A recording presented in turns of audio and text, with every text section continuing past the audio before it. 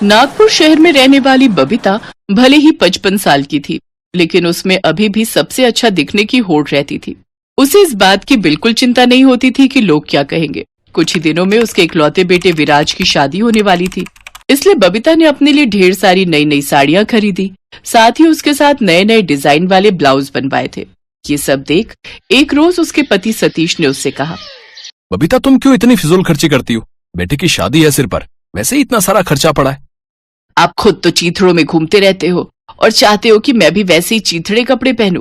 अगर तुम्हारा बस चले तो तुम तो मुझे भिखारन बना दो, और अगर तुम्हारा ज्यादा ही मन चल रहा है तो मैं ये सारी साड़ियां वापस कराती हूँ और काम वाली बाई के कपड़े पहन लेती हूँ। तभी तुम्हारे कलेजे को ठंडक पड़ेगी ना। उसका गुस्सा देखकर उसके पति ने उससे कहा, अच्छा ठीक है महारानी, जो तुम्हारा मन आए वो करो। शादी वाला दिन भी आ गया। सभी ओर चहल पहल मची थी। नई बहू ब्याह कर घर में आ गई। सभी रिश्तेदारों ने बहू की खूब तारीफ की, लेकिन ये सब देख बबीता का मन कचोटने लगा और वो अपनी मन ही मन सोचने लगी, मैं कहाँ अपनी बहू किंजल से कम हूँ। कल रिसेप्शन पार्टी है, ऐसा तैयार होंगी कि सब मेरी ही तारीफ करेंगे। मैं भी उसी की तरह कपड़े बनवा लेती हूँ। कुछ देर बाद बबीता किंजल के कमरे में गई और उससे कहने लगी, वैसे बहू, कल तुम क्या पहनोगे रिसेप्शन में? जरा मुझे दिखाना तो, कहीं ऐसा ना हो कि तुम ऐसा वैसा कुछ पहन लो और रिश्तेदारों के सामने हमारी नाक ही कट जाए। नहीं तो अभी समय है, मैं तुम्हारे लिए कोई अच्छी सी ड्रेस ले लूंगी। मेरी सास कितनी अच्छी है जो मेरे बारे में इतना सोच रही है। किंजल ने अपनी ड्रेस निकाली और अपनी सास को दिखाने लग गई, और ज्वेलरी, सैंडल और पर्स भी दिखा दो। अरे वाह, ये सब तो बहुत सुंदर है। अच्छा बहू, मुझे प्यास लगी है, जरा एक गिलास किचन से पानी तो ले आ। किंजल जैसे ही पानी लेने जाती है तो उसकी सास चुपके से उसके सारे सामान की फोटो अपने फोन में खींच लेती है और फिर बाजार जाकर बिल्कुल वैसा ही ड्रेस ढूंढती हुई एक शोरूम में जाती है। भैया ये देखो, ये जो इस फोटो में है ना, मुझे बिल्कुल ऐसी ही ड्रेस पहननी है। सेल्समैन ने उस फोटो को देखा, फिर ऊपर से नीचे तक बबीता को देखा और फिर कहने लगा, माताजी, ये कपड़े आप पर अच्छे नहीं लगेंगे।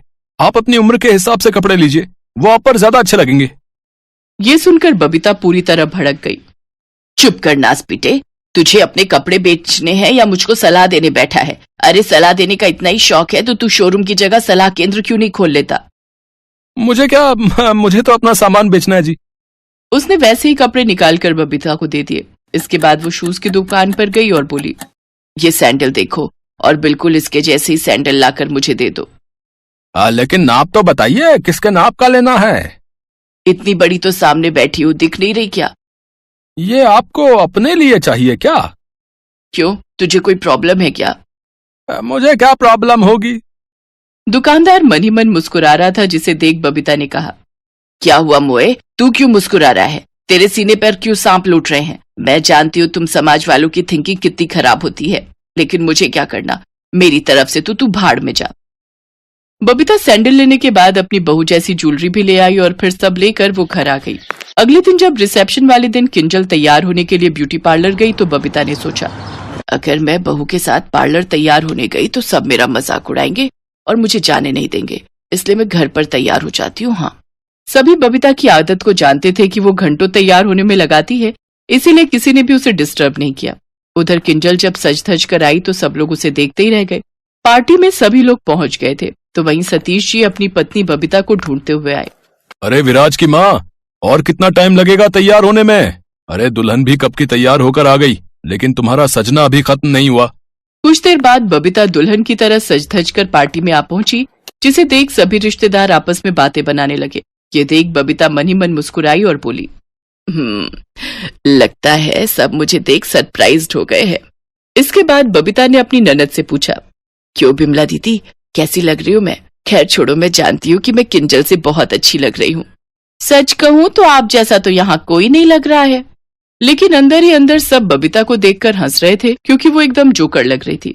किंजल की नजर जब अपनी सास के कपड़ों और सैंडल ज्वेलरी पर गई तो वो हैरान हो गई और वो अपने पति विराज से बोली, तो इसीलिए तुम्हारी माँ ने मुझसे सारा सामान दिखाने को कहा था ताकि वो मेरी कॉपी कर सके। ये बात सुन विराज अपने दांत पीस रहा था, लेकिन वो खुलकर कुछ कह नहीं पा रहा था। सभी मेहमान अब उसे देखकर हंस रहे थे। ये देख बबीता को अब बुरा लगने लगा था, लेकिन वो किसी से कुछ कह भी नहीं पा रही थी। कुछ देर बाद सभी मेहमान अपने घर जाने के लिए निकल गए। इसके बाद अचानक से बबीता के चेहरे पर जोर से इचिंग होने लगी। वो जल्दी से अपने कमरे की ओर जाने लगी, लेकिन हाई हील में उसका इनबैलेंस हो गया और वो धड़ाम से नीचे गिर गई और फिर उठ नहीं पाई। उसके पैर में मोच आ गई थी। उसके परिवार वालों ने उसे संभाला कि तभी उसके चेहरे पर बड़े बड़े फफोले उगाए। हे भगवान, ये मेरे साथ हो क्या रहा है? एक तो मैं चल भी नहीं पा रही, ऊपर से चेहरे पर ये फफोले। सतीश जी ने तुरंत ही डॉक्टर को फोन किया। डॉक्टर ने आकर कहा, देखिए, इन्होंने अपने चेहरे पर हाई ब्लीच का इस्तेमाल किया है और इनकी सेंसिटिव स्किन है, जिस वजह से इन्हें ये दिक्कत हो गई है। लेकिन किंजल बहू ने भी तो यही लगाया था। देखिए, सबकी स्किन अलग अलग होती है और आपने खुद लगाया है, जिस वजह से क्वांटिटी भी ज्यादा होने के कारण ये रिएक्शन हुआ है। इसके बाद बबीता को हॉस्पिटल में एडमिट किया गया, जहां उसके पैर में फ्रैक्चर निकला। ये सब तुम्हारी अपनी करतूत की वजह से हुआ है। अगर तुम बहू को कॉपी नहीं करती तो ये सब नहीं होता।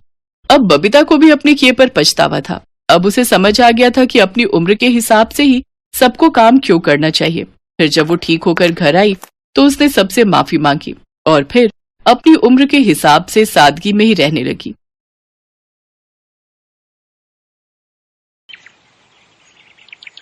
मनीष एक ऑटो रिक्शा चलाता था। जब वो 15 साल का था तब उसके पिता का देहांत हो गया। इसी कारण मनीष को ही घर की जिम्मेदारी उठानी पड़ी और कॉलेज की पढ़ाई छोड़कर पिता की ऑटो चलाने का काम मनीष ने संभाल लिया। मनीष की बड़ी बहन सुलेखा की शादी में जो उसके पिता ने कर्जा लिया था, उसे उतारने के लिए मनीष ने अपना घर भी बेच दिया और माँ के साथ किराए के घर में रहने लगा। मनीष की बड़ी बहन अपने ससुराल में खुश है। इस बात की उसे बहुत तसल्ली है। माँ, सुलेखा दीदी का मेरे मोबाइल पर फोन आया है, तुम बात कर लो, फिर मैं ऑटो लेकर काम पर निकलता हूँ। हेलो सुलेखा दीदी, ये लो, माँ से बात करो। हाँ बेटी, अपना ध्यान रखा कर, खूब खाया पिया कर, इससे बच्चे की सेहत पर अच्छा असर होगा। अब बस यही इच्छा है कि जल्दी से मैं नानी बन जाऊं और मनीष मामा। हाँ वो तो है, अब मामी कहलवाने वाली बस आ जाए तो मैं सुकून से तीर्थ यात्रा पर निकल जाऊंगी। नहीं नहीं, अपने नाती पोतों को खिलाकर ही तीर्थ यात्रा पर जाऊंगी।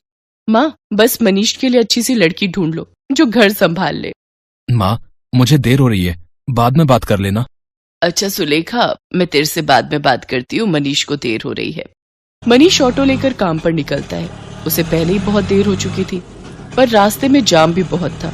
वो सवारी का इंतजार कर रहा था, तभी उसका एक साथी जो उसकी तरह ऑटो चलाता था, वो किसी लड़की से झगड़ रहा था। अरे देखिए मैडम, ऐसा थोड़ी होता है? जब आपने मुझे यहाँ छोड़ने के लिए पैसे तय किए हैं तो चुपचाप मेरे पैसे दे दो ना। भैया, मैंने आपको बोला ना, मेरा पर्स रास्ते में कहीं गिर गया। मेरा मोबाइल फोन भी उसी में है और सारे पैसे भी। मेरा पर्स कहीं नहीं मिला। मैं तुम्हें बोल रही हूँ ना, मुझे अपना नंबर दे दो, मैं तुम्हारे नंबर पर पैसे भेज दूंगी। अभी मुझे देर हो रही है, मुझे सामने होटल में एक फंक्शन में पहुंचना है। अब क्या हुआ निरंजन, लड़ क्यों रहे हो सुबह सुबह? अरे देखना यार, सुबह सुबह पहली सवारी मिली और वो भी मुझे पैसे देने के लिए मना कर रही है। इन मैडम का पर्स कहीं खो गया है और मुझसे कह रही है कि पैसे बाद में देंगी। अरे ऐसा थोड़ी होता है भाई। कोई बात नहीं निरंजन, कभी कभी किसी की परेशानी को भी समझना चाहिए। एक काम कर, तेरे कितने पैसे बने मैं दे देता हूँ, ये मैडम मुझे बाद में दे देंगी। मनीष निरंजन को ऑटो के 200 रुपए दे देता है। Thank you so much. मेरा नाम अर्चना है, आप मुझे अपना नंबर दे दो, मैं आपके नंबर पर ऑनलाइन पेमेंट भेज दूंगी। बाकी अगर मुझे देर ना होती तो मैं आपको अभी पैसे दे देती। अब कोई बात नहीं मैम, ये लीजिए मेरा नंबर।